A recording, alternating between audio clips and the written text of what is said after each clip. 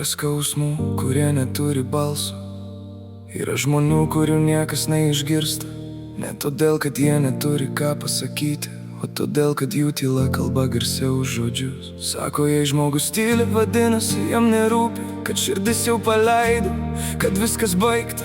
Bet kiek pasaulyje žmonių kasdien nutyli, kad tik nereikėtų dar kartą iškinti savęs. Jie išmoksta slėpti audras už ramybės, šypsenas užsidėti lyg kasdienį drabužį.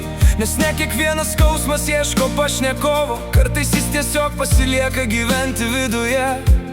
Per greitai teisim tai, ko nesuprantam, per mažai klausomės to, ko negirdim.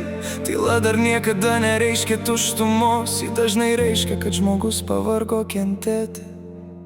Tylos kaina, apie ją niekas nekalba, nors ją kasdien sumoka tūkstančiai širdžių. Kai atrodo, kad tylintiems niekas nerūpi, iš tiesų jie neša sunkiausią savo kryžių.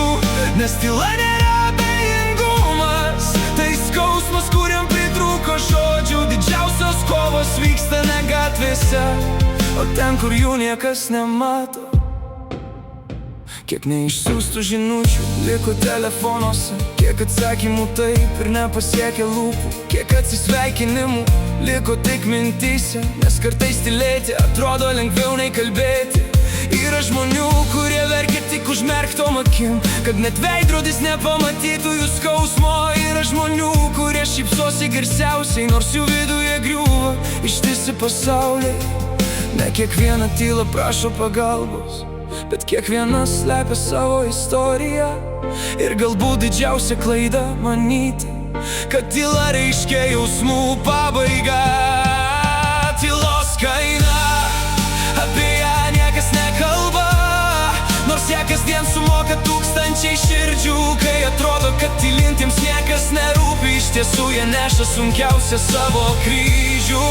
Nes tyla nėra abejingumas, tai skausmas, kuriam pritrūko žodžių. Didžiausios kovos vyksta ne gatvėse, o ten, kur jų niekas nemato.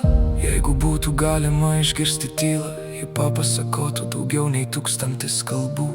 Apie vienatvę pilnuose kambariuose, apie meilę, kuri liko neištarta, apie žmonės, kurie kasdien išgyvena save, nors pasaulis galvoja, kad jiems tiesiog nerūpi. Gal todėl stipriausi ne tie, kurie šaukia, o tie, kurie tylėdami nepraranda žmogiškumo.